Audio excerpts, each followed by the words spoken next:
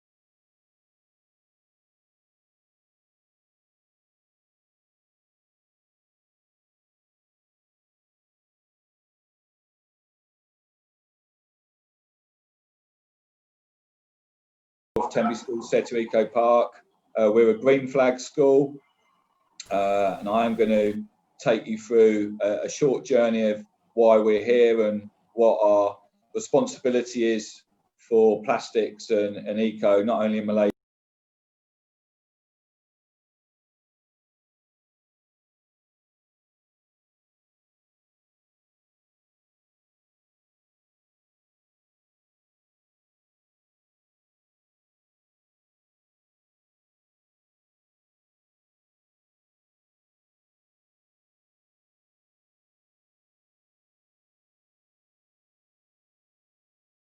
Change makers, and we tell our young people a lot that they will be the change in policy makers in the future, and if their awareness I'm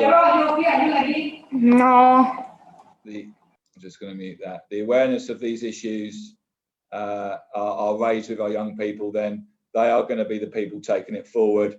I watched the David Attenborough documentary on Netflix. I don't know if any of you have. It was very interesting, where he talked about passing the baton on at the end, and all of these young people here will hopefully have the baton passed on to them, and they will be the eco leaders. When I was at school, we didn't have this level of awareness in my generation, and the generation coming through is a lot more aware, and I think we've got a responsibility as a schools group to ensure that we provide young people that are going to be 21st century learners that go on to understand about their ecological responsibilities and take that forward with their children and their children after that. So this is hugely important. We're super proud that we're here, and we're representing the British Council and edX and a number of British High Commission, and a number of other partners that are part of this. So really proud to be part of it. I'm just going to share my screen really quickly and just go through what a green school means. And there are lots of things about being a green flag school, and one of them is about working in teams. Let me just quickly, it's jumped on a little bit. So hopefully, this is really our green journey, and I'm just going to go through this very, very quickly. So we are a green flag school. Green flag school is sort of the highest level of status that you can achieve as a school in Malaysia. We are one of them. It has been a journey for us, and that journey has been going on for a number of different years, which has now led to us actually moving to green flag status. We've got to reapply again this year, but I will just quickly go through some of the things. One of the things about being a green flag school and being part of today is working in partnerships, and we believe strongly that at Tenby and at ISP that if we don't work in partnerships, then we're not going to achieve as much as we possibly can. And we work with a number of different providers, from Turtle Project Malaysia to University of Malaya, Setia Group, a whole range of different providers that allow us to do the things that we can do. So it is a partnership part. We've won awards. So this is Hannah. She's one of our eco champions, and she won an eco championship award. So we do have students that lead and take responsibility, and that's massive for us. We've got a lot of projects that go on, from Tenby fairs, charity carnival work, sustainability events, all looking towards sustainability of our young people. and that's absolutely huge for us. And everything we try and do with all our things is sustainable, and it's got eco-awareness to it. We've got biodiversity gardens with 1,000 different species, and this was officially opened in 2016. And Miss Rosie, who's on the call now, will be talking to some of our students, and she's been a big leader for that for us. We've got resource gardens with QR codes on, so our students can see what the plants do, where they're from, and the history, and that's really important to us. We've got our own rainwater harvesting system that's directly from our roof that provides water, so we're not using water from the reservoirs, and that's massively important to us as well. It enables us to water our gardens, so we're trying to come up with sustainable systems. We plant our own vegetables and sell our own vegetables at school, and we've had many projects of vegetable planting. We were just about to start a chilli growing and selling project where we were going to be selling chilies to our local community and restaurants. Unfortunately, the pandemic has put a stop to some of that. We take part in World Cleanup Day with different organisations across the board, and that supports our students' awareness and knowledge. And we even have our own eco art walls where we try and provide artwork that is based on eco. So there's absolutely lots and lots of things that we do. This is our project aware. So we have a number of things from diving to turtle projects and ocean conservation. So this is a team project. Our parents are heavily involved, our students are heavily involved, and our staff are heavily involved. So it is really a team project, and we do work in our team. So that's just something of who we are. And we're very proud today where our students are actually going to participate in sharing some of their knowledge as well. So most of this come from a video from Joe Ruxton. Joe Ruxton came to Tenby just before the pandemic and did some work with our parents and teachers. Joe was very inspirational. We were all inspired by Joe's work. And there's a short video now just to give you a context of the work that Joe did with us at Tenby and why we're here today. So I'm going to pass you over to the video.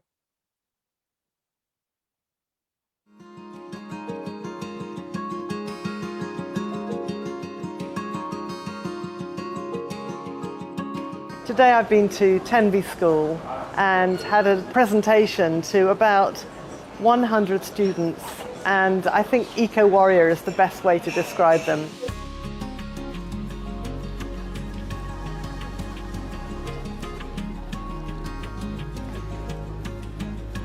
Plastic doesn't break down. Plastic was designed not to break down, and yet we make items that we use once and then we throw them away, and nobody asks, where is away? They knew so much about the topic already, but I was able to give them a little bit more and open their eyes to what's going on, not just in Malaysia, but out in the ocean as well. And I see the oceans as the ultimate casualty of this crazy addiction that we have to single-use plastic. There was one character that we filmed that never made it into the final film. You know when you open a bottle, a juice bottle, you got it, there's still a ring around it. So she was a hatchling, she was a tiny turtle in the Mississippi River, and she swam into it and it got stuck. And can you imagine the pain that she must have gone through? They x-rayed her when she came in. There was no shell in the middle. She'd actually move in two halves. We ended up our morning session with a panel where 6 of the students came forward, and I set a discussion topic for them, and they then had a good think about it and came out with some fantastic comments. I think that people need to learn that drinking from bottled water, even though you're recycling it, you're sending a signal to corporations that it's fine for them to keep doing it in plastic because they'll keep buying. Yes. Don't underestimate your importance. I think that your generation and all of you here are the most important people on this planet. And we're very pleased and delighted that Joe Ruxton was able to visit us today at our flagship school in KL. And it's a fantastic opportunity, I think, for our students to really impact their community. I'm glad to be part of the Eco Initiative team so I can at least help raise awareness in my friends.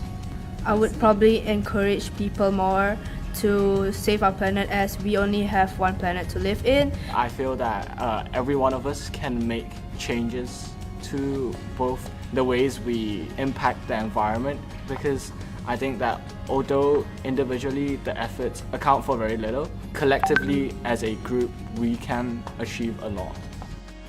It's a great opportunity from the British High Commission to work with Tenby Schools SEP, and it's something that we're very proud of, and we'd love to have Joe back again in the near future.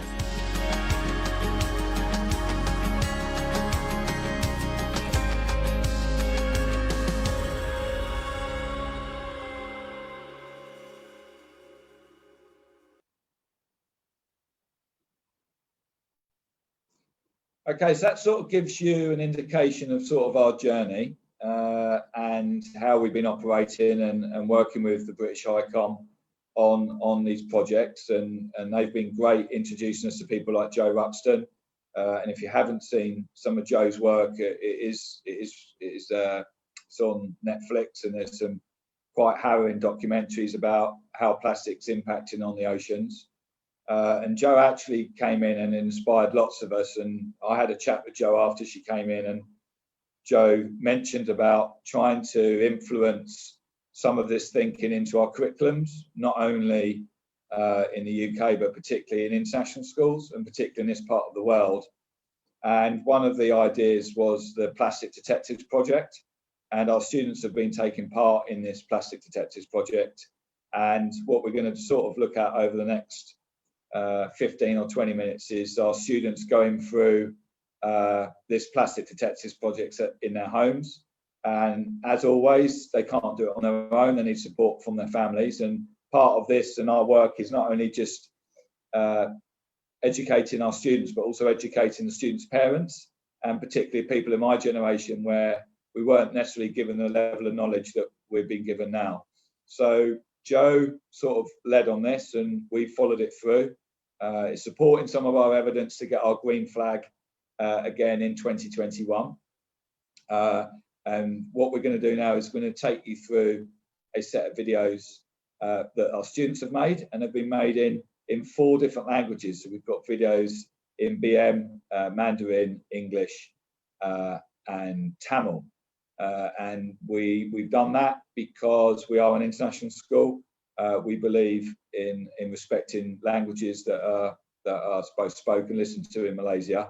And we have students that can speak a number of different languages from our wonderful school. Some of the students that you're going to watch now are age 10 and 11, and then we've got some students here who are a little bit older. And obviously our students have been very nervous about making the videos, and also they're going to be asked some questions after the video. So good luck to the young people involved. This is all part of you learning new skills. So if you get things wrong, don't worry about it.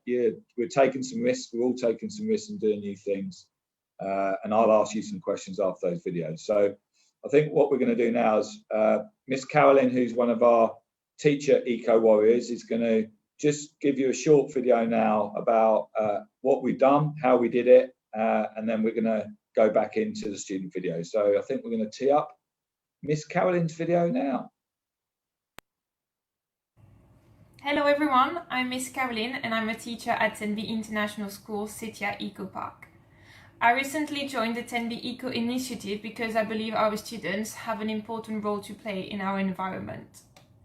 Plastic is a global problem, and it's easier for people to care if it hits close to home. The Plastic Detective Challenge was a great opportunity for our students to understand and seeing how much plastic they use on a daily basis, and realizing how much they consume starts at home. By establishing good habits at a young age, those habits are more likely to stick with them as they get older. You never realize how much plastic you are using until you start paying attention to it. From food containers to wrapping to beauty products. This 1-week challenge helped the students seeing and counting how much they have used as one single family.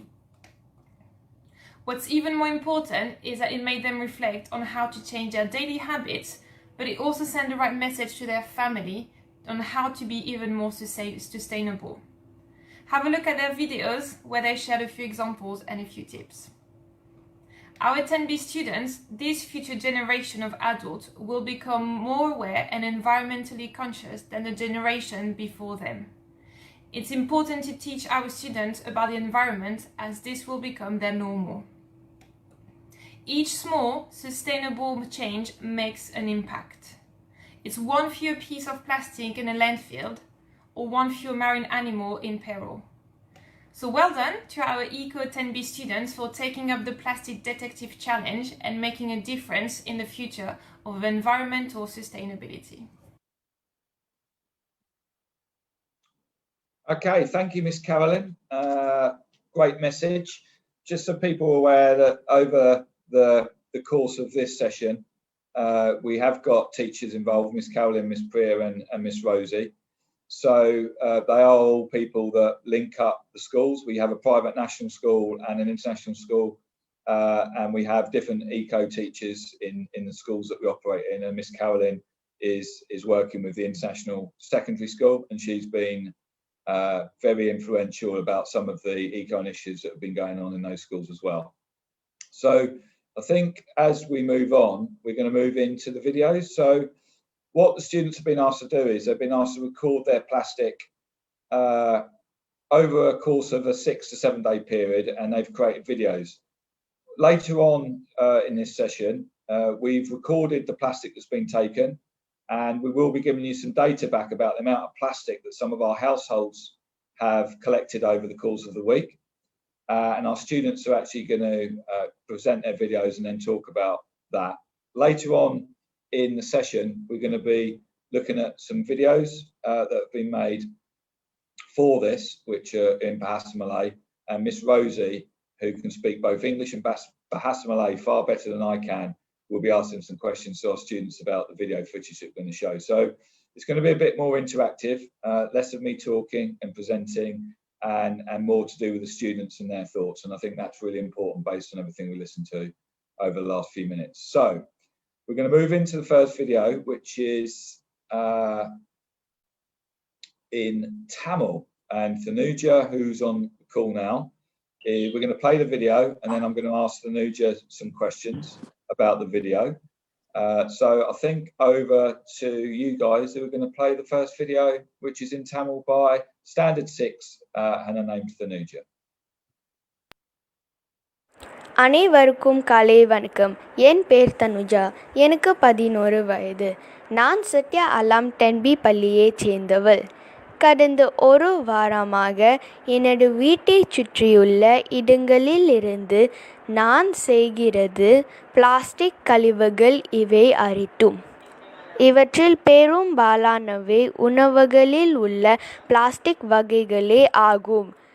இது நான் செய்கிறது plastic அளவு. நான் 50 plastic பைகளை சேகரித்தேன்.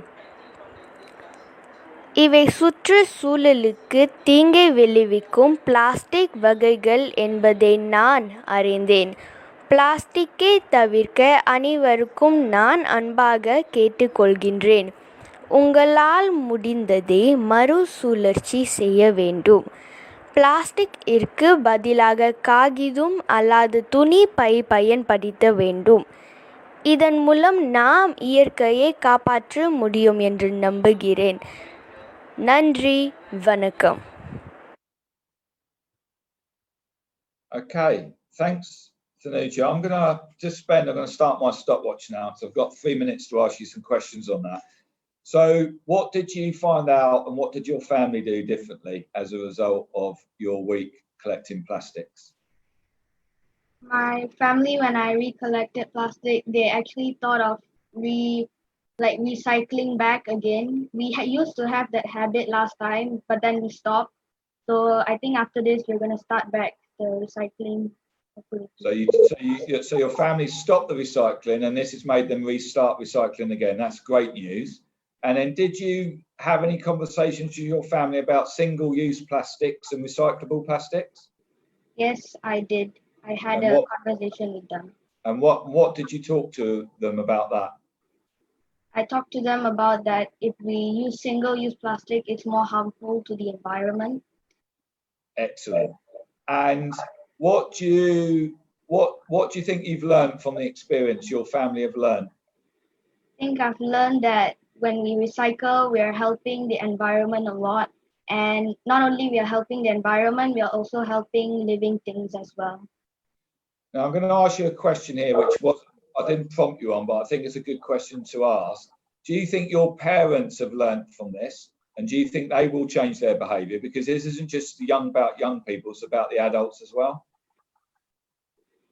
I think yes, definitely my family has learned from watching my video, because I feel like when they recycle, it makes me happy and it also makes them proud for themselves. That's brilliant. That's great news, Nuja. And then what do you think that you can make a more positive impact if you return back to school? Hopefully we will return back to school at some point. But when we do return back to school, do you think there's something that we could do more positively at school, or where you could have more of a positive impact? Yes, it can have a positive effect because we will have a clean environment and we can also study in a very peaceful and harmony environment. And if you went back to school, is there one thing you would tell your friends to do more that they don't do at the moment to help? Yes. What would you say? What's the one thing you would say to them? I would say to always remember the 3 R's, which is recycle, reduce, and reuse. Well done, Thanuja. That's great information. And then what we've got to do is when we get back into schools, hopefully soon, we can start spreading those 3R rules. So well done, Thanuja. Thank you for your video and thank you for spending that time doing it. We much appreciate it. And thank you for the feedback now. Right, I'm going to move on to the second video, which is in BM, which is in Bahasa Malay, should say Bahasa Malay, not BM. And that's from Ellery, and he's in 6T. So I think we're going to queue up the next video. Hai semua, saya Ellery dari kelas 6T di Tenby International School. Di sini, saya ingin berkongsi bagaimana untuk mengurangkan penggunaan plastik. Ini adalah plastik yang saya kumpul sejak seminggu lalu. Dan kesemua ini adalah barang yang kita boleh gunakan untuk mengelakkan penggunaan plastik. Saya ada penyedot minuman logam, penyedot minuman kertas, beg canvas, sabun mandian dalam botol kaca, bekas makanan logam, bekas makanan kaca, dan termos buluh. Oh, satu lagi sebelum saya terlupa, beras gigi juga boleh dikitas semula. Contohnya beras gigi buluh ini. Saya harap yang saya kongsikan hari ini dapat memberi manfaat kepada anda semua. Terima kasih.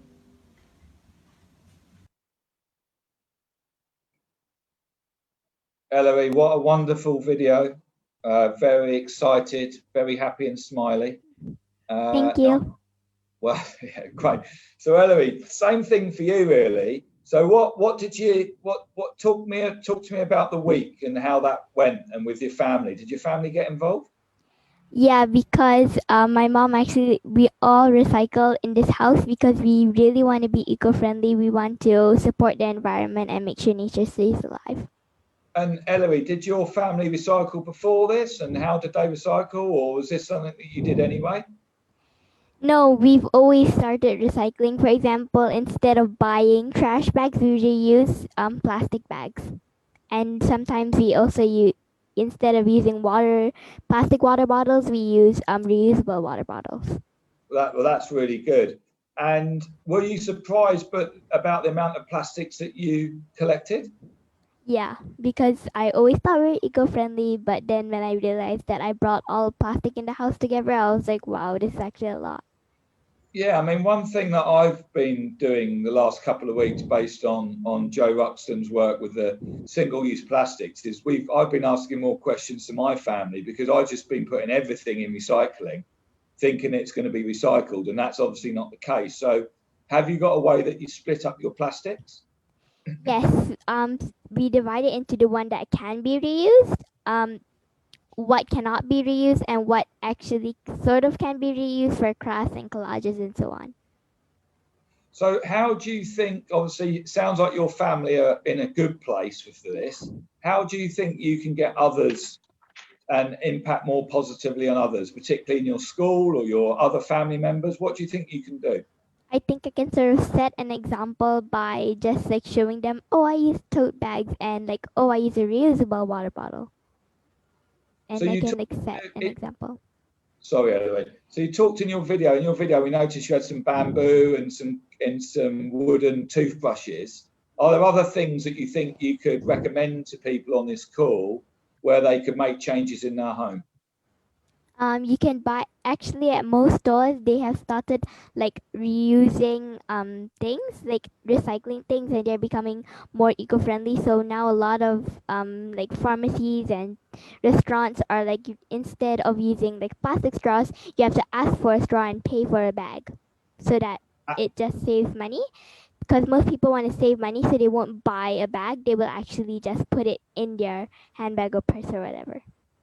Yeah, that's a good idea. And what about school? Do you think there's something we could do better at school at Tenby Setter Eco Park? Do you think we could, there's learnings taken from what we've learned over the last few weeks?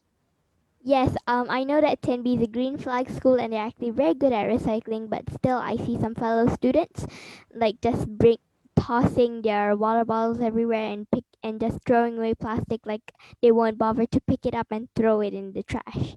They'll just leave it on the floor. So I just want to set an example and say like, oh no, you have to put that in the litter or the recycling bin. Agreed, Ellery. I agree with you. I think most of the people do good things, but we still have some people we need to change. All right. Right, Ellery, thank you for your thoughts and thank you for taking the time to do the video. You were amazing and smiley, and it was great to watch. So next video is in Mandarin and it's by Leanne, and Leanne's in year 11 in the International Secondary. And I think we're all ready to go on the Mandarin.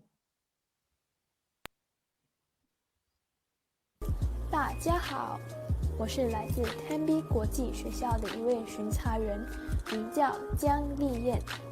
今天我会与大家分享我家庭1周内收集了多少塑料，与如何减少我们塑料的饮用量。首先，我根据颜色将塑料品分成了2类，透明的和白色的。第一类，透明的。我收集了2个瓶子，还有9个盒子。第二类，白色的，有3个瓶子和2个盒子。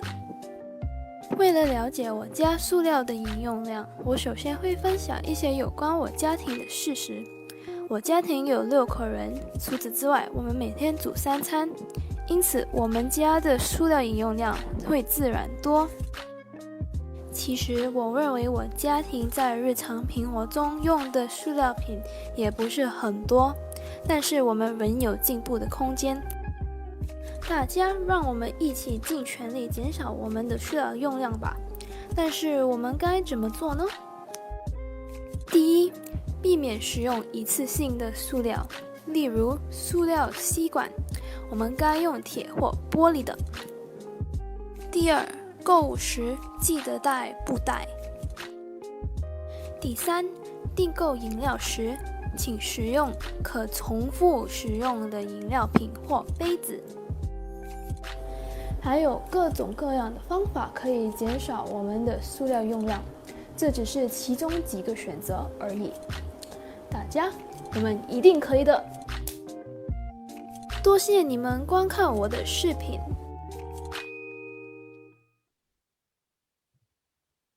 Thank you, Leanne. Very creative video. Leanne's on the call. Right, Leanne, you're a little bit older than some of the other videos that have gone on.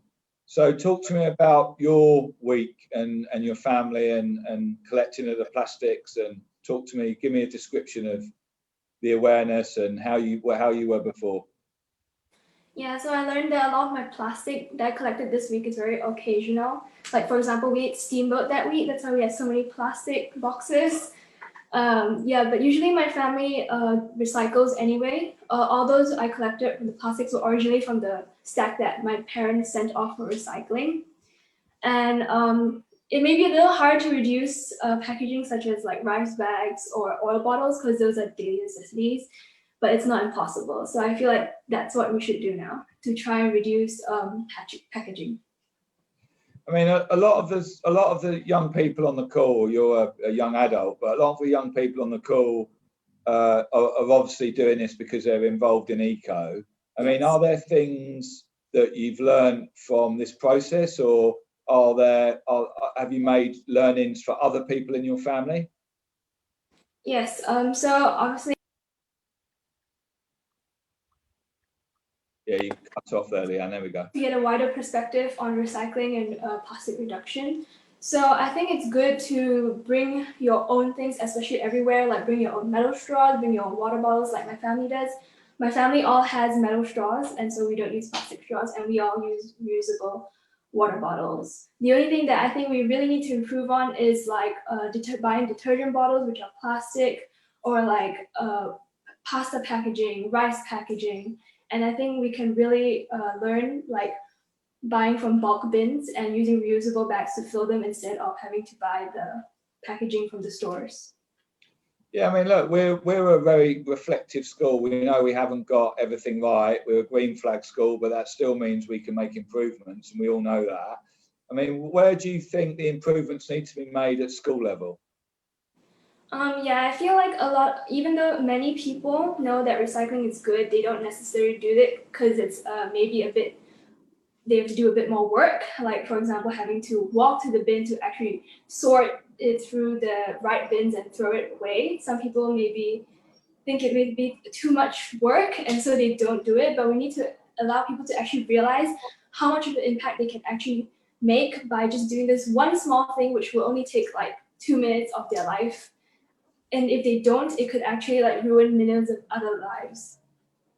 All right, I'm going to ask you some slightly deeper questions that weren't on but let's talk about sort of the community in your local area and councils and policy. What do you think needs to happen in your local area as far as eco awareness, recycling? I mean, what pressure do you think we need to put on councils and authorities? Okay, personally, for my area, I live in Sitikupa.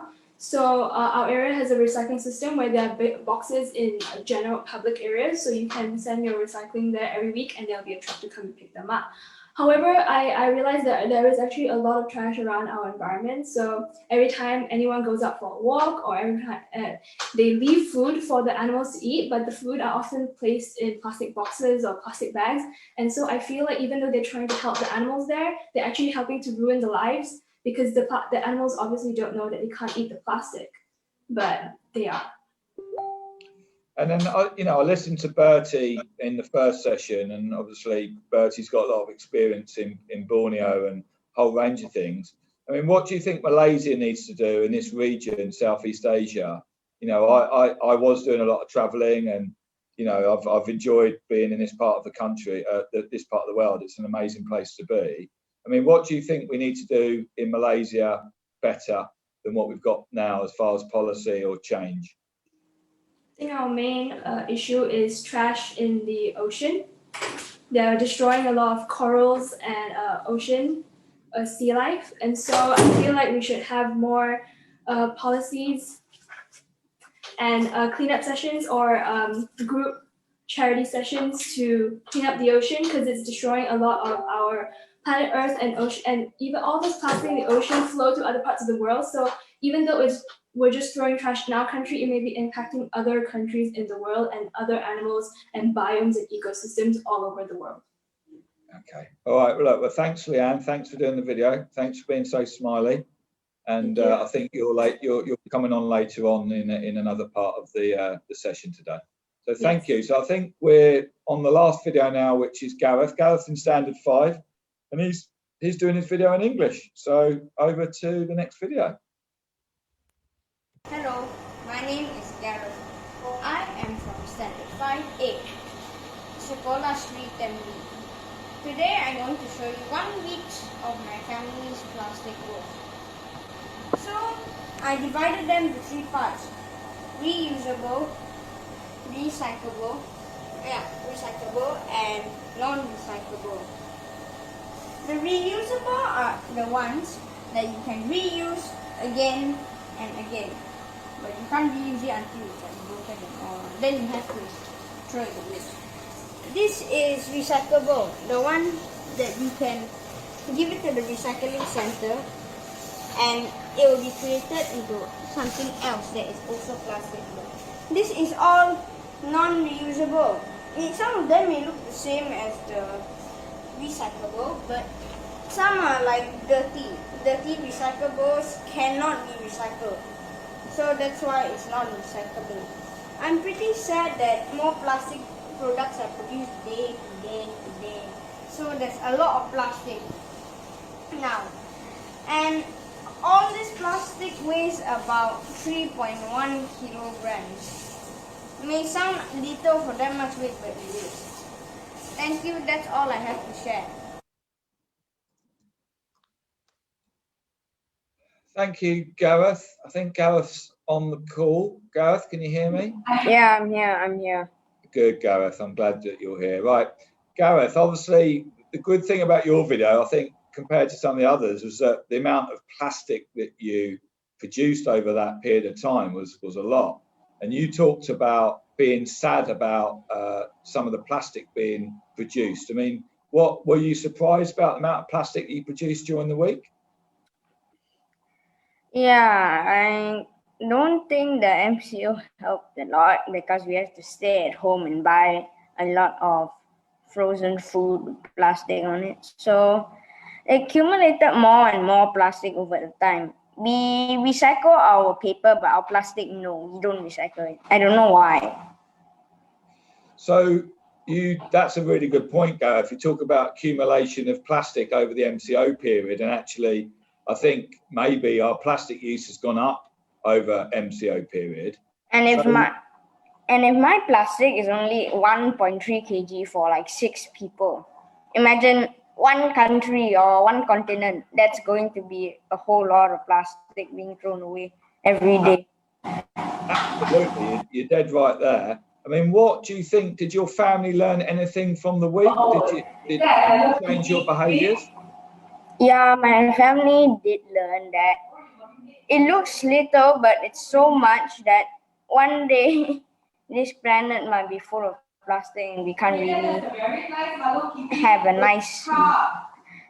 We'll be too polluted and the water will be all dirty and we have to create machines to like purify the water. And Gareth, you made a comment in your video about single-use plastic, and you said it was sad. I mean, what do you think about that? Are you saying, it seemed to mention that you think that the companies need to take more responsibility for the plastic that they use? Basically, I'm saying that single-use plastics are not good for the environment because you can't recycle them. They're only one use. You can use them one time and that's all you can do. So, and then it'll be inside landfills, and when it'll be inside landfills, they probably break up into small pieces, pollute the water, pollute the air, who knows where it will go. That's why you can see some of the plankton in the sea has some microplastics in them, like that day Joe Tuxon announced to us when she was saying about the Great Plastic Reef or something. Absolutely, yeah, well remembered, because that was a long time ago. So what do you think we need to do to create more awareness, Gareth? I think I can start by telling my friends about this, ask them to recycle their plastics and not throw, and refrain from buying one-use plastics. Absolutely. And what do you think we can do more at school level? You know, I know we're a green flag school, but I think there's still lots more we can do. Is there things that you think we could do better at school level? At school level, well, I think we can hold a recycling campaign where one time the whole school brings their plastic and then, well, we recycle them on one certain day for every week. That could be implemented. We did that last time, but now it's like more gone and forgotten. Nobody cares. Nobody knows. it used to happen when you weren't here, like when Mr. Who is it? Mr. Ian Temple was here. It used to happen. And when before Mr. Ian Temple left, like 1 year later, everything stopped. Like there's no recycling in SN. My SST for sure. There was nothing. There were like 2 people who participated in it and no one else. It was pretty sad to see that everybody forgot about it. Yeah, I don't think we've forgotten about it, Gareth. That's why we're here. I think we've had MCO and that's caused us some problems.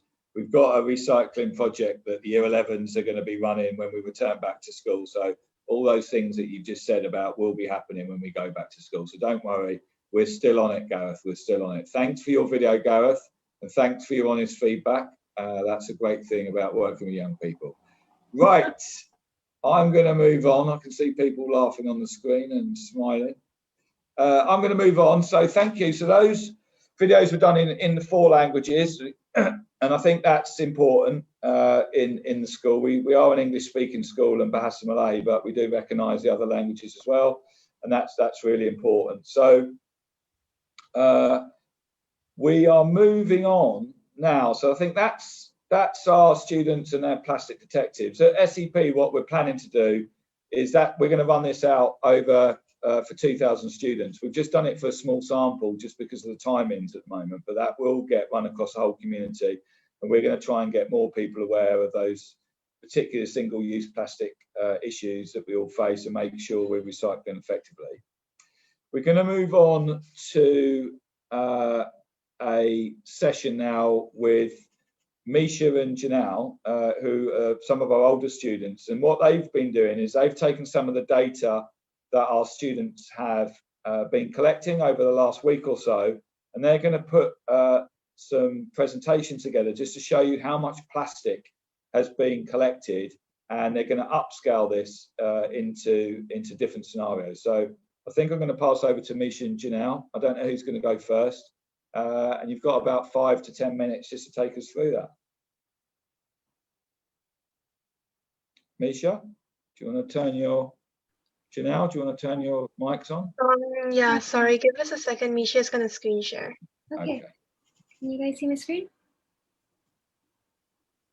Yep, okay. Good morning, everyone. My name is Janelle, and today I'll be presenting with Misha. This is the Plastic Detective survey. The Plastic Detectives has taken a survey regarding their experience, and today we're going to be looking through the results. Okay, so these are the results with Tenby schools. Around 2,000 people, we upscaled them all. So around 90% of our students would say that their school had a recycling service, and around 80% would say their homes had a recycling service. The most type of plastic waste generated was bathroom hygiene and cosmetic plastics, and followed by others such as rubbish bags and plastic bags, food and drinks, and kitchen items being the least because they can be reused on a daily basis. Okay. The average weight and height of plastic per household generated in a week was 4.7 kilograms of plastic with a length of 169.4 centimeters. We also tried to look at the COVID-19 impacts and how they affected plastic waste. Over 1,000 of our students would say that COVID has increased the usage of plastic. This can be seen in the graph below, where medical items such as masks and hand sanitizer bottles there would be an increase in use of those because of the pandemic, followed by food packaging and plastic water bottles. Okay, and in this slide is the results from ISP, the International Schools Partnership. There are around 7,000 people in ISP, and as you can see on the left side, majority has stated that COVID-19 has not increased their usage of plastic, and the largest waste of plastic during COVID-19 would be food packaging and medical items such as masks or disposable pill packages. And the common person per household would be 4, and the largest plastic waste generated per household would be bathroom hygiene and cosmetics, such as shampoo bottles, conditioner bottles, followed by others like disposable plastic gloves and plastic straws. The average weight for plastic waste would be 6.8 kg, and the height would be 209.4 cm. Majority of students in ISP has a recycling collection service in their home and at school. Only 20% does not have one near their house, and 10 of them do not have access to it in their school. Okay, so this is in Selangor. It's a state. So there are over 5.72 million people living there. So bathroom, hygiene, and cosmetic items were again the largest type of plastic waste generated, followed by others, and food and drink. The average weight of the plastic generated per household was 9.3 kilograms and the length of 434.2 centimeters. Keep in mind, this is per household. So with over 5.72 million people, that is a lot of plastic. It's over 1 million kilograms of plastic. The COVID-19 impacts usage of plastic. Over 3 million would say yes, COVID-19 has increased the usage of plastic. And as you can see, food packaging items, medical items, and meals and deliveries were the most type of plastic increase during COVID-19. This is due to home deliveries and apps such as Food Panda and Grab Food. People don't want to go out in the middle of a pandemic, so they order these things to their homes. Okay. And the next slide will be the results from Malaysia, the whole country. And there's a population of 31.53 million in Malaysia. Majority has stated that COVID-19 has increased the usage of plastic, and the largest waste would be food packaging, closely followed by family-sized plastic bottles and medical items. Food packaging could be polyester containers, plastic cutlery such as spoons and forks. There are an average of 2 people per household, and the largest type of plastic waste generated per household comes from food and drinks. The average weight will be 12 kg, and the height will be 677.5 cm. As you can see from the whole survey, majority of it has been waste from food and drinks, and this has greatly impacted us. Okay.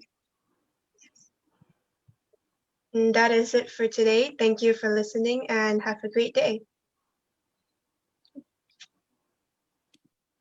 Thank you, Misha and Janelle. Obviously, while I'm here, I just want to ask you a couple of questions, really. And the first question is really, one of the things that stood out for me was the bathroom plastics. And I sometimes that doesn't necessarily come to the forefront. We not often talk about sort of food plastics, but bathroom plastics in that survey seem to come out strongly. I mean, what are your thoughts on bathroom plastics and how we can make that better? Janelle, I'll ask you first. I'll ask you, Janelle, first. Okay, shampoo bottles, conditioner bottles, or just body gels generate a lot of plastic waste. We go through these bottles way more often than we think we do. And I think a good way to stop these usages will be buying refillers. So they sell those at the local convenience stores like Guardian or Watson. You can refill your plastic bottle, so you don't need to generate that much waste. Or a good way would be using bar soaps, like Dove bar soaps, so you limit your plastic waste as much as possible. Yeah, I mean, I agree with you. I think they're two really good solutions, Janelle. I mean, Misha, what do you think about that? Well, I think a lot of this waste is generated from skincare and hair care and all of that. People are very focused on their appearance and makeup and such. So to reduce the amount of plastic generated, like Janelle said, I feel like we could use the reusable items, and we could also, a lot of these industries, they do sell bottles that can be reused and stuff. Yeah, absolutely. I think if you look at all of our bathrooms and the amount of plastic that is in them, I think we've all got a responsibility to find other ways to get bathroom goods, either, like you say, Janelle, making sure we're trying to use more reusables if they're there, but also I think we need to put some more pressure on some of the big companies to provide more reusable bathroom products that we can all make sure that we are not rebuying the same plastic that we just used the week before. So I agree with you. Look, thank you for your time with that. That was good. I know you didn't have a lot of data to play around with, and we're going to create some more data at school level when we all go back and we all take part in a Plastic Detectives Challenge. So thank you for your time, Misha and Janelle, and thank you for your work on the PowerPoint. So just moving on now, we're in a space now where we're moving into some footage that Jo Ruxton is going to play. She's going to play a recorded introduction, which is going to happen now. And then we've got a panel of Tenby students, experts in both Year 6 in the international school, but also Standard 6 in our national school. And we've also got a Year 11 student. The films are in Bahasa Malay, which for some of us on the call, that might be a bit of a challenge, but I think there are images that we will be able to resonate with. And then Miss Rosie, who's been a real powerhouse with us getting our Green Flag Award, is going to ask the students some questions about the videos and their thoughts. So we've got 3 films to watch, and each film is going to finish with a Q&A session, and then we'll play the next film, and then there'll be a Q&A session, and then there'll be a next film, and there'll be a Q&A session. And then just to finish up, we were going to invite questions from the audience about everything that we presented today, and there might be other people from different schools out there. There might be students out there that have got questions they want to ask some of our young people, and also some of our teachers as well. So that's going to be sort of the next 30 minutes as we move forward.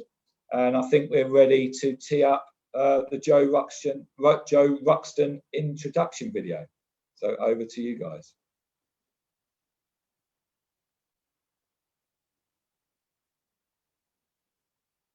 There we go. Good morning, I'm Jo Ruxton. I'm founder of the UK charity Plastic Oceans, and I'm also the producer of the documentary A Plastic Ocean. Making that film took 8 years, and we travelled around the world, including to the centres of 3 oceans, to witness and document exactly what was happening there. When I started making the film, I had no idea that there was actually a threat to human health with plastic. I thought it was just an eyesore, and I learnt so much on that 8-year journey, and I met some amazing people, those who are affected by plastic in the environment, those that are trying to do something about it. But I think the most rewarding times I had was talking to children in schools and also at public events. And it made me realise that of all the people on the planet, the young generation are so important at helping us get this message across. Plastic was designed not to disappear, and we've made the mistake of making single-use items out of it. And once you understand that, it's very easy to make changes in your own life and to rethink every time we decide to use something that's made of so-called disposable plastic. The films that you're going to see today are taking that message a bit further, understanding plastic, understanding what it does, but most importantly, understanding why our oceans are so important, why they support the life not only of us on this planet, but every living thing, and why it's so important that we protect them. And now's our chance to turn around the damage that's being done to them around the world.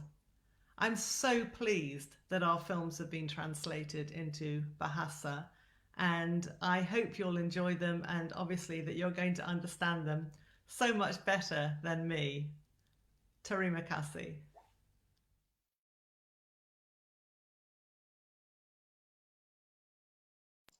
Okay, so thank you, Jo, for that. I think that's a pre-recorded video and an introduction into the film. So I think the first film is about 5 minutes long. So I think we're getting ready to tee that film up. And then what we'll do is that the students in the panel, which is Isabel, Jaden, Anamitra, Jinjin, Shami, and Howen will be feeding back that video. Some of the students watching the video aren't fluent in Bahasa Malay, so Miss Rosie will be asking them some questions about that, and I'll be timekeeping Miss Rosie on that. We've got about 5 minutes after each film to get some feedback from the young people.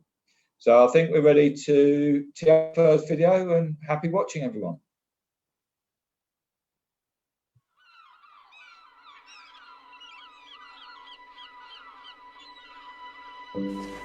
The importance of the oceans. They provide us with more than half the oxygen we need. Every second breath you take comes from the oceans. They absorb much of the carbon dioxide we produce. They are an important source of protein for billions of people on the planet. Every drop of water, indeed everything we drink, has come from the oceans. The ocean is our life support system. If that system becomes dysfunctional, then all living things on this planet will suffer.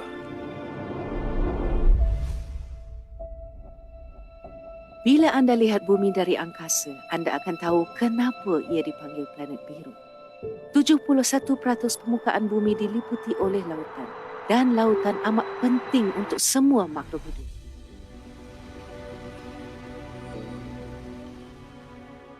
Tarik nafas 2 kali.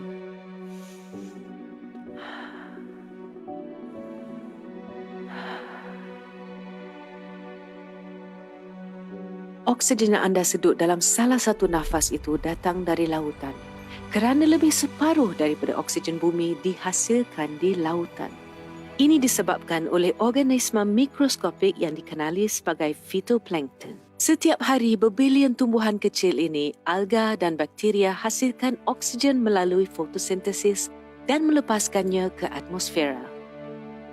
Phytoplankton juga menyerap karbon dioksida yang membantu mengatur iklim kita.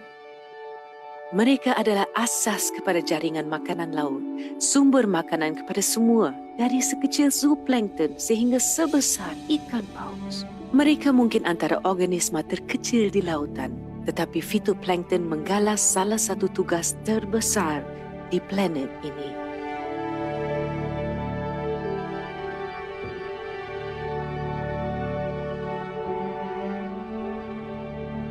Kehidupan bermula di lautan lebih 3 bilion tahun yang lalu. Hari ini, jutaan spesies tinggal di sana.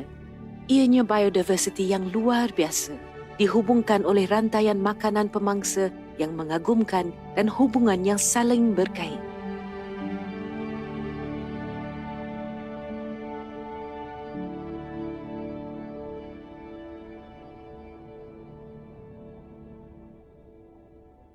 Jaringan makanan di laut tidak terhad pada persekitaran marin. Hidupan liar pesisir pantai dan berbilion manusia di planet ini juga bergantung padanya sebagai sumber makanan yang penting. Bagi sebilangan negara membangun di dunia, lautan membekalkan sumber protein yang utama.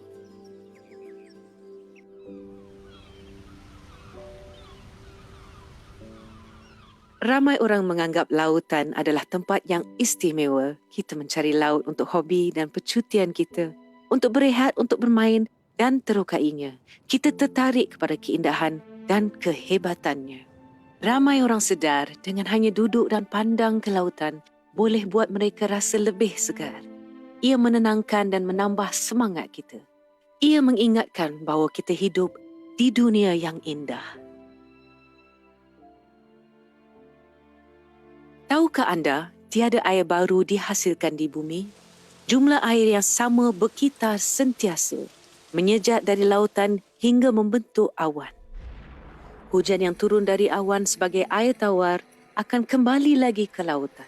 Kitaran ini adalah gelung tertutup yang telah wujud berbilion tahun lamanya.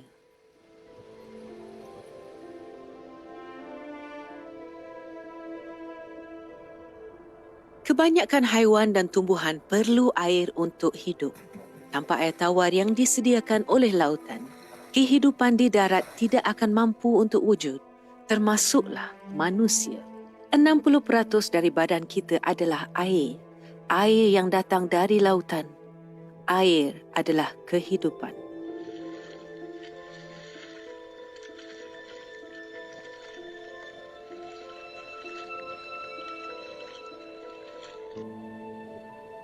Kesejahteraan lautan amat penting untuk hidupan di bumi. Tanpa persekitaran marin yang sihat, kita tidak akan ada planet yang sihat. Dan itu akan menjejaskan kita semua.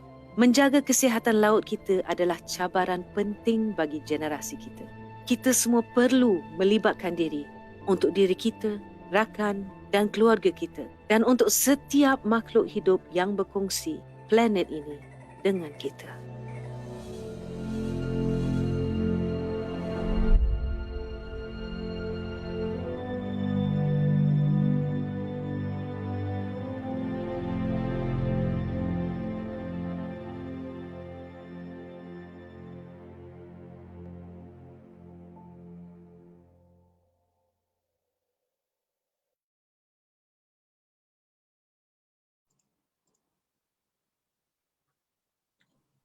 Okay, I think we all watched that. So I think Miss Rosie, I think you're going to ask some questions to the students and get some feedback. I'm going to start the clock, so we've got around about 5 minutes. So I'm going to pass it over to you, Miss Rosie. Okay, thank you, Mr. Ian Salis. Okay, now student, I'm going to give you a question. I will start with Isabel. Why are the oceans so important to us, to human life?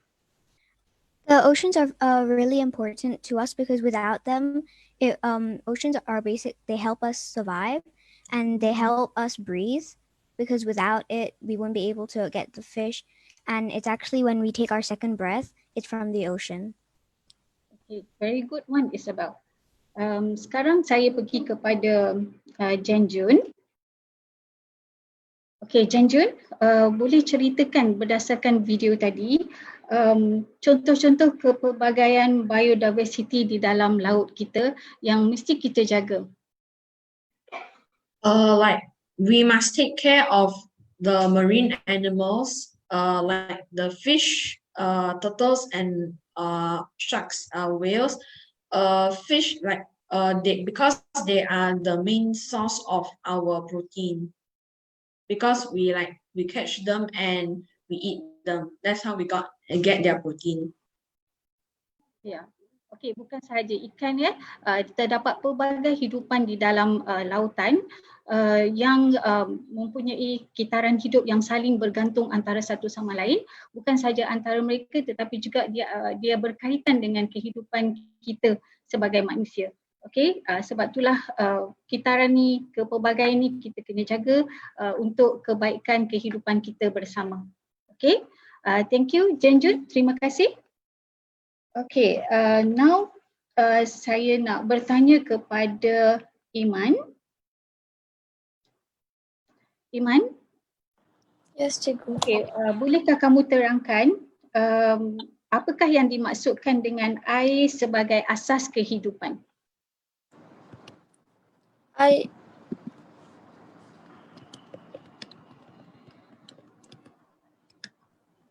Iman? Apa pentingnya air dalam kehidupan kita? Kita perlu ada air kerana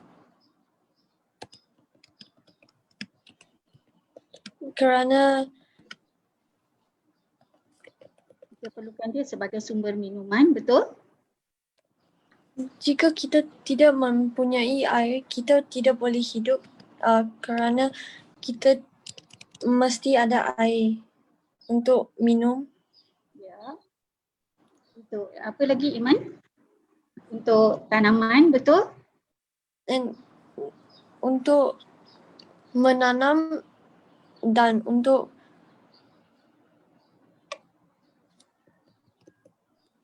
kegunaan haiwan ternakan, industri, betul? Betul. Ya, okey. Tanpa air kita sukar untuk kita meneruskan kehidupan sebab dia adalah asas yang sangat penting. Okey. Terima kasih Iman. And then now I'm going to Anna Mitra. Okay. Can you explain to us what we can do to protect our ocean? We can stop littering, and instead of using plastic, because most of the plastic we use are ended up in the ocean, and the animals mistake it as food, and then they start eating it, and it can lead to death for the animals. So we should stop littering plastic to save the animals of the ocean, and the ocean itself, not only the living things living in it. Very good, Anamitra. Okay, Mr. Yanselis, that's all for now.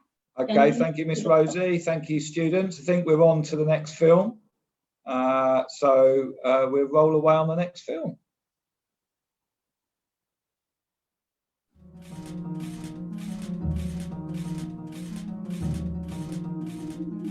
When I was a boy, I remember very vividly my teacher at school telling the school that a new era had dawned, that suddenly this marvelous new substance called plastic had been invented, and it was light and it was cheap and it could be used for a multitude of things.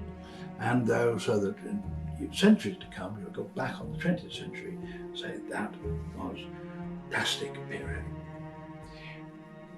He was truer than he knew, because although it was all those advantages, the mere fact that it was indestructible meant that it could not be thrown away. Plastic manufacturers happily said, once you've used this, throw it away, discard it. There is no away, because plastic is so permanent and so indestructible that when you cast it into the ocean, or indeed into your dustbin, it does not go away.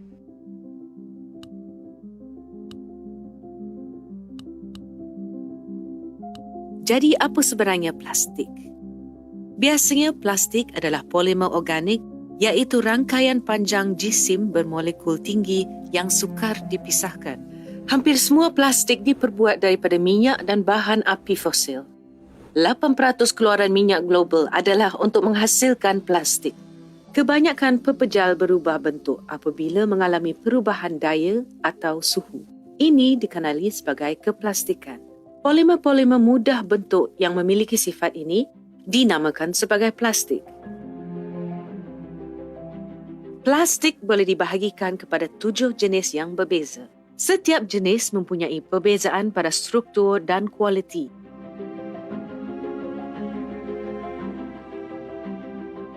Bahan kimia yang dipanggil aditif memberi sifat-sifat tertentu kepada plastik. Aditif ini termasuk bahan tahan api, dioksin, BPA dan bahan kimia lain yang boleh meresap keluar dari plastik, mencemarkan udara, tanah dan air. Aditif juga menyerap ke dalam makanan dan minuman yang dibungkus dengan plastik. Ada di antara bahan kimia ini menjejaskan kesihatan manusia, penyebab kepada bara dan gangguan endokrin. Kajian telah menunjukkan ia mempengaruhi kesuburan dan mengganggu perkembangan kanak-kanak. Plastik sangat stabil, boleh dibentuk, tahan lama dan senang dibersihkan. Ini menjadikannya bahan yang amat berguna. Ia memberi manfaat besar kepada profesion perubatan sebagai bahan yang murah, kuat dan mudah disterilkan dan sangat senang dibuang. Dan di situlah masalah plastik bermula. Ini kerana plastik tidak mengurai seperti bahan biodegradasi. Ketahanannya itu adalah aset terbesar pada plastik. Tapi ia juga punca menjadi masalah yang besar pada alam sekitar. Bila plastik dibuang, ia tidak akan hilang begitu sahaja. Ia akan pecah menjadi cebisan-cebisan kecil. Dan cebisan itu terus kekal untuk tempoh masa yang sangat lama. Ada plastik yang dibuat lebih 70 tahun yang lalu masih ada lagi hari ini di tapak pelupusan sampah dan lautan kita. Setelah plastik dihasilkan, ia sukar dilupuskan jika tidak ditangani dengan betul.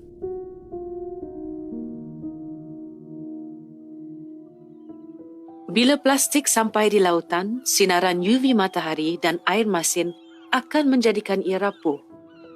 Bila dihempas ombak laut, barangan plastik akan pecah menjadi cebisan-cebisan kecil. Akhirnya, ia akan menjadi mikroplastik. Dengan diameter berukuran tidak sampai 5 mm, cebisan mikroplastik yang banyak ini meresap masuk ke dalam rantaian makanan laut dan memberi ancaman yang serius kepada manusia dan hidupan laut. Plastik itu sendiri bukan suatu masalah, tetapi sikap kita yang menggunakannya yang menjadikan ia bahan yang bermasalah. Kita perlu ubah sikap suka membuang sampah dan kita boleh mula mengurangkan penggunaan plastik dalam kehidupan seharian kita. Kita juga perlu berhenti menghasilkan produk plastik sekali guna dan pastikan bila kita menggunakannya, kita ada sebab yang baik. Kita perlukan reka bentuk dan pengeluaran yang lebih baik supaya plastik boleh diguna semula dengan mudah dan dapat dikita semula. Lebih baik jika ia dikita ubah kerana plastik hanya boleh dikita semula beberapa kali sahaja. Maka mengitar ubah menjadi produk yang bukan untuk sekali guna adalah cara yang lebih baik untuk barangan plastik terbuang masuk semula ke dalam kitaran ekonomi. Ini akan pastikan apa saja plastik yang kita gunakan tidak akan berakhir di lautan.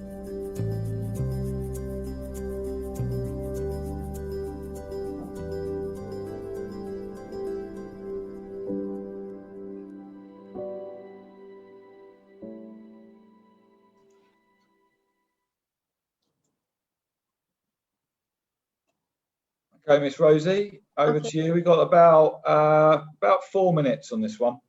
Okay, thank you. Okay, Jaden, it's your turn. From the video just now, why people like to use plastic? And is plastic biodegradable? People like to use plastic because they're easy to use. Yeah. And then? And it's also very cheap and very convenient. Okay. Is plastic biodegradable? It is biodegradable, just that it takes a very long time.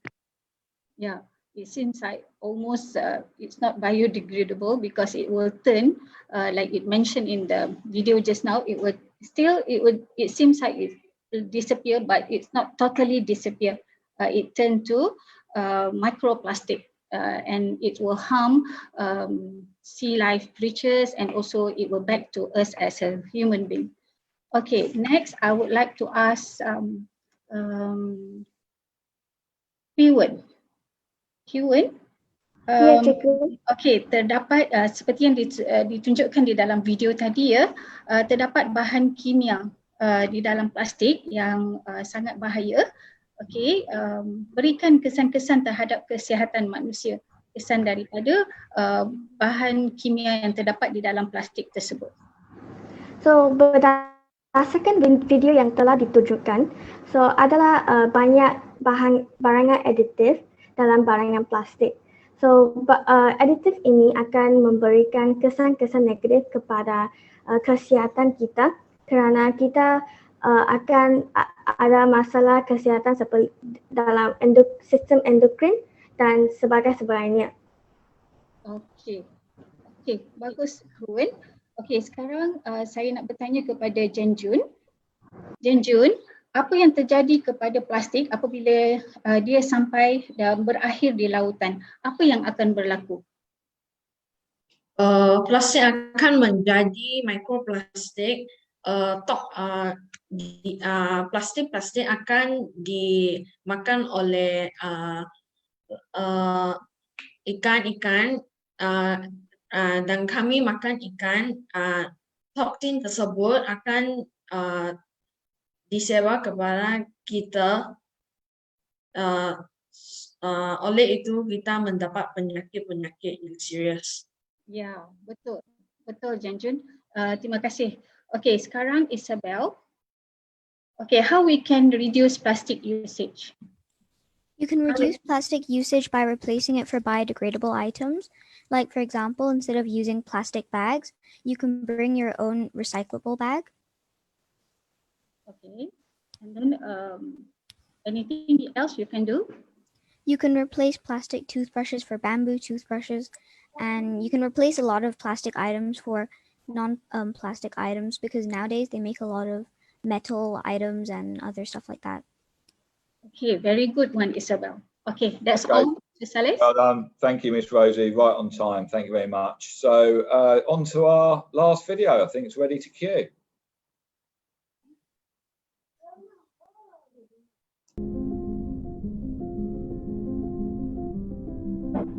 It is extraordinary how limited we have been in the past. After all, it's only 150 years ago that we were pouring raw sewage into the oceans. Why? Because we thought, well, the oceans are infinitely large, so that the towns of effluents can just disperse and disappear. Well, now, actually, that's almost true as far as natural sewage is concerned. But it is not true as far as plastic is concerned. Plastic does not degrade. Plastic does not disappear. The processes of nature which deal with effluent do not deal with plastic.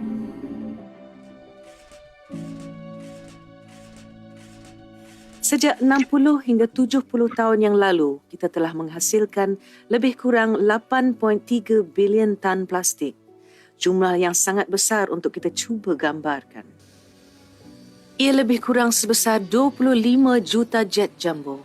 Kira-kira 6.3 bilion tan daripada plastik itu telah menjadi sampah. Dan hanya 9% daripada sampah tersebut yang dikita semula. Apa terjadi kepada yang lain? Sebahagian besarnya dibuang ke tapak pelupusan sampah. Tapi ada yang berjaya memasuki alam sekitar kita.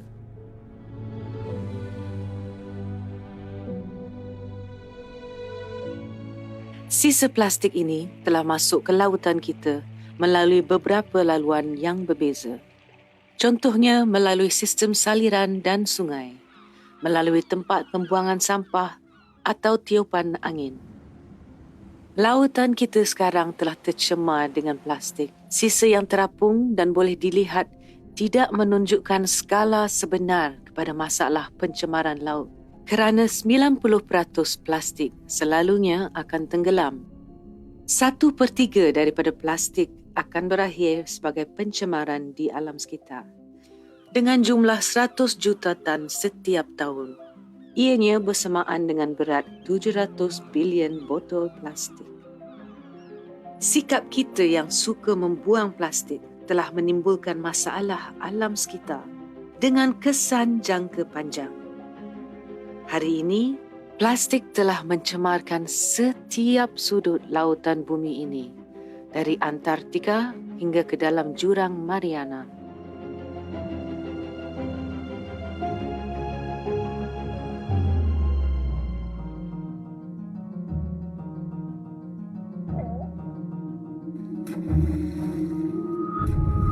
Cebisan plastik yang besar di lautan boleh memerangkap lalu mencederakan burung dan hidupan laut. Mereka boleh membawa cebisan plastik ini untuk tempoh yang lama. Bila terperangkap, hampir mustahil untuk mereka melepaskan diri. Kecederaan yang dialami menyakitkan dan sering membawa maut. Burung dan hidupan laut sering menelan cebisan plastik kerana menyangka itu adalah makanan. Oleh sebab plastik tidak boleh diurai, perut mereka tidak boleh mencerna plastik tersebut. Ia akan terus terperangkap dalam sistem penghadaman mereka sehingga mereka mati. Cebisan plastik yang telah ditelan boleh menyekat sistem penghadaman haiwan. Ini akan menyebabkan mereka mati kelaparan. Seekor anak paus Bruda mati setelah menelan cebisan plastik bersaiz 6 meter persegi dan kesemua 7 spesies penyu didapati menelan plastik. Sisa plastik membunuh hidupan marin kita.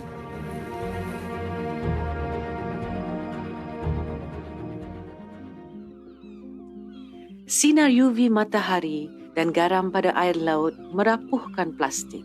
Dipukul ombak laut, cebisan plastik mulai pecah dan menghasilkan serpihan-serpihan yang tajam. Lekukan pada serpihan itu akan menangkap zarah-zarah kimia yang masuk ke lautan akibat dari aliran sisa perindustrian dan pertanian yang telah berlaku puluhan tahun. Zarah-zarah yang menumpang pada serpihan plastik akan menjadi pil yang beracun.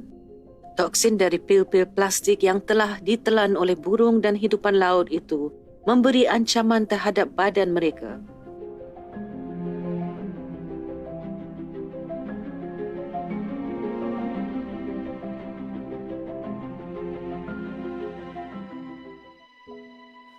Mikroplastik adalah cebisan plastik yang berdiameter kurang daripada 5 mm. Ia berasal daripada dua sumber utama. Mikroplastik primer merangkumi gentian mikro daripada pakaian dan habuk getah daripada tayar. Sebilangan besar kain pakaian moden dihasilkan daripada plastik. Setiap kali kita mencuci bahan sintetik ini, jutaan serat plastik masuk ke sistem air daripada mesin basuh kita. Serat plastik ini terlalu kecil untuk diperangkap oleh penapis di loji pemprosesan air dan akhirnya masuk ke lautan. Geseran antara tayar dan permukaan jalan menyebabkan zarah-zarah getah pecah dan apabila hujan, mikroplastik itu mengalir dari jalan raya ke parit dan laluan air. Sekali lagi memulakan perjalanan ke lautan. Mikroplastik sekunder berpunca daripada sisa plastik yang diurai berulang kali sehingga menjadi mikroplastik.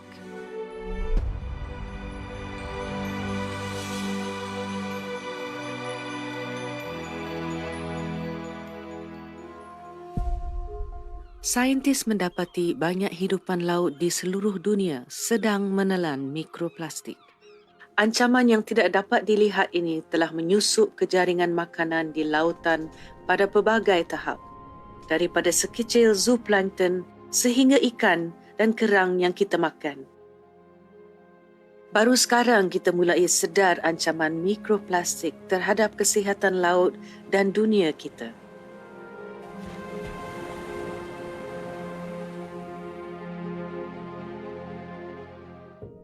Ada bukti kukuh bahawa pencemaran plastik berlaku di semua lautan kita sekarang ini. Sebahagian daripadanya dibawa oleh 5 pusaran lautan utama yang merupakan lubuk pusar yang besar yang tercipta daripada putaran arus lautan. Ramai orang bercakap tentang tumpuk sampah yang terhasil di tengah pusaran ini. Tumpuk sampah ini bukanlah pulau yang terjadi daripada sisa plastik, tetapi ujian air telah menunjukkan kepekatan plastik dan mikroplastik yang tinggi di tengah-tengah setiap pusaran. Setiap plastik mempunyai ketumpatan berbeza, maka ia terapung pada kedalaman berbeza. Pencemaran ini seperti sup plastik keruh yang mengalir melalui lajur air dan bukannya tumpuk sampah yang terapung di permukaan. Tetapi semua plastik akhirnya akan hilang daya apung. Sebab itulah kira-kira 90% plastik akhirnya akan tenggelam dan bercampur dengan sedimen di dasar laut.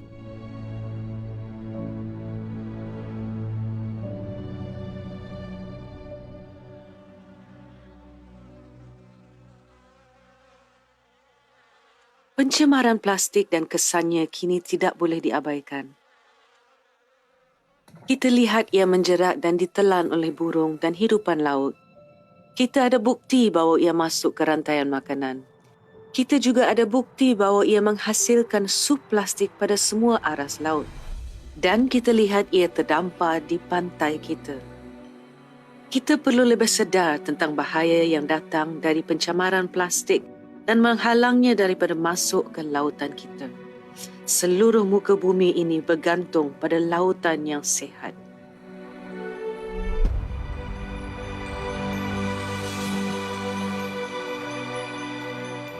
We have to act. We have to act now to try and clear up and repair some of the appalling damage that we've made to the ocean.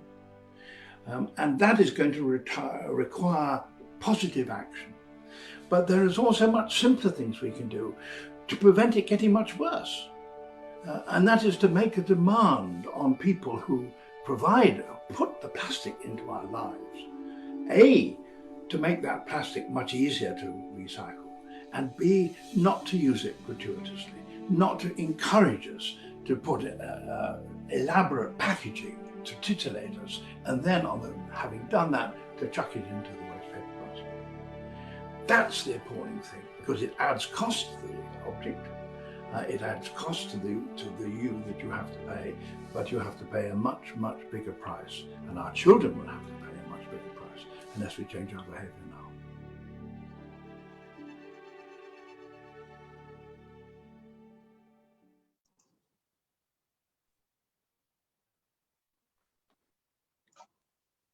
Okay, thank you. I think we're almost on cue. We got about 3 or 4 minutes, Rosie, to finish off the last questions. Just while we're doing that, people listening have got an opportunity to put questions into the chats, and then we can pick those questions up in 4 or 5 minutes if there are any. So I'd encourage people and listeners out there, if you have got any questions about anything that Tenby School said to Eco Park has presented today, then get them into the chats now. And I'll pass it over to Miss Rosie. Okay, thank you Mr. Salis. Iman, saya akan bertanya soalan kepada kamu ya. Okay, berdasarkan tontonan video yang sangat memberi kesan yang mendalam pada kita sebentar tadi, saya nak kamu ceritakan pendapat kamu, apa yang kamu rasa terhadap paparan video tersebut.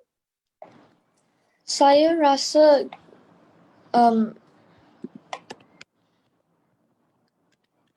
rasa kita tidak perlu membuang sampah ke dalam laut, dan kita tak mau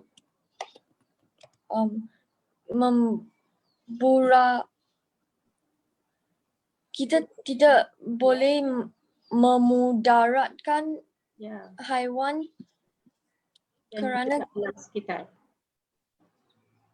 kerana kita juga memerlukan haiwan untuk hidup dan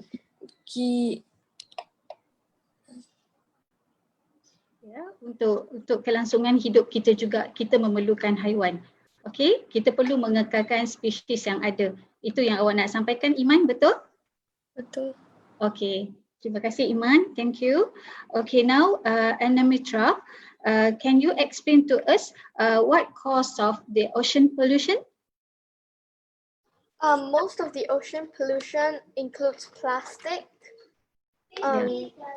Because of how they can't degrade, it lands in the ocean and it will just stay there. You may think it disappears, but it just comes smaller into microplastics, and the wildlife and marine life living in the ocean tend to eat it, and as you could see in the bird, the bird ate so much of the microplastic. So most of the ocean pollution is caused by that plastic, which, yeah. Okay, bagus. Good one, Anamitra. Okay, Mr. Salis, can I go for the last question? Yes, absolutely. Okay, Hui-Wen. Okay, boleh awak cerita sedikit pasal mikroplastik? So microplastic terdapat di dalam barangan plastik. So microplastic kira-kira adalah diameter sepanjang 5 mm. So microplastic ini apabila ia haiwan lautan menelan microplastic ini, haiwan-haiwan ini akan tercekik. So ini mungkin akan menyebabkan kematian mereka. Jadi kita sebagai orang muda di dalam generasi ini, kita mesti bekerjasama bagai awal dengan tebing untuk menyelamatkan dunia kita. Okey, terima kasih Hui-Wen. Terima kasih Cikgu. Ya, penjelasan yang sangat bagus. Okey, Janjun. Ya. Ya, okey. Boleh terangkan sedikit tadi. Okey, plastik dia akan jadi mikroplastik di dalam lautan ya. Okey, cuba ceritakan bagaimana saintis mengenal pasti kewujudan mikroplastik di dalam lautan? Mereka they can just test on the phytoplankton or the zooplankton and see if they are like the microplastic inside. Or maybe they can just like, if it is around like the zooplankton or the phytoplankton, it will definitely absorb it inside. So maybe they can test the concentration at the area. Yang disebutkan di dalam video tadi juga, saya daripada apa yang Jenjun beritahu, okey, mereka boleh menyukat melalui air. Okey, jadi ada kepadatan dia yang tertentu di mana mereka boleh tentukan kewujudan mikroplastik di dalam air. Okey, terima kasih Jenjun. Okay, Mr. Salis, that's all for Q&A with our students. Thank you very much. Thank you, Miss Rosie. That's amazing job. Thank you for doing that. And it's great to see some of those videos going out in Bahasa Malay. I think that will make a difference to areas of Malaysia where we can get those messages out into other communities. So that's all positive. Thank you, Tenby SEP students, both from the National School and the International School. You've done us proud again, and I'm very proud and privileged to be the principal of Tenby School Setia Eco Park. I think you've done a great job today. Thank you to all those staff involved as well. I think that's going to wrap it up for us. I think there was a question that came in about where do you get the plastic detectives worksheet from that may be useful for other schools, and the answer is, if you go onto the Blue Hope website on www.bluehope.org, you'll be able to pick up the plastic detectives information there. So for schools out there or people listening, that's a great thing to go and do. You can follow us on our Tenby Facebook pages and Tenby Instagram, Tenby Setia Eco Park, and our YouTube. If you're interested in anything that we've done today, there'll be some follow-ups from this, and you can follow us on our media if that's of interest to you. So that's a wrap from the Tenby Setia Eco Park team. We've got some other students involved in the next session, and I'll be presenting a short session at the launch again at 3 o'clock. So thank you for those people listening. Have a lovely weekend, and keep making sure you use those plastics appropriately and try not to buy as many as you possibly can. That's really important. And I'm going to pass you over to Nora now, who's going to finish it off and introduce the next session. So thank you, everyone. Thank you so much, Ian, and of course the students from Tenby School, Setia Eco Park, and also the teachers as well. And of course to Joe Ruxton and Maya Karin for the video in Bahasa Malaysia translation. And I'm sure most of the edX community have learned a whole lot from this video about the drive that the children have put into for their future, especially regards to ocean plastic pollution. And of course, anything there is to do with an environment as ocean citizens, we are most happy to be a part of, definitely. Herewith, just a short shout out, there will be more school education materials in English that is available at the Plastic Oceans UK's website, www.plasticoceans.uk, which you can download to be a part of this movement, definitely. And before we end off, I'd like to introduce what's upcoming in the next session. So at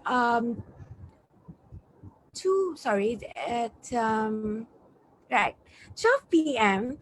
In a little bit, maybe less than half an hour later, do stay tuned because there'll be this session that talks about the difficult questions, the tough questions on plastic pollution. This is where the youth interview the adults, and it's going to be moderated by Melissa Tan, the ambassador for Malaysia to the Earth Day Network, and I think it will be an exciting one. Right, so this is the schedule that's upcoming. So from 2 p.m. we do have education and awareness helping solve the plastic pollution problem in Malaysia. 3 p.m. will be the official launch of the Plastic Oceans UK's education and films in Bahasa Malaysia. So this is the one that Ian just mentioned earlier. So do come in and stay with us for just an hour or so. The next session will be, of course, Alphonse, you can help me with the next one?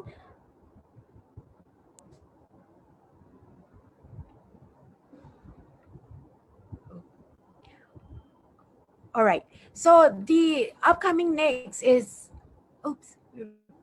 Right. So next would be, of course, at 5 p.m., the plastic pollution contributing to climate change. 7 p.m. is the creation of Sabah Plastic Neutral, where it is all about the community and how they are moving towards that direction. 8:30 p.m. is plastic waste recycling initiatives in Sabah community. And also 10:30 p.m. is the closing ceremony where we're gonna have a little bit of party called the Sabah Plastic Neutral Party, where we try to celebrate a brand new Sabah. Herewith, I shall not, wait any, these wonderful children any further. And also, that's about it. We look forward to the next session, and thank you so much. Bye.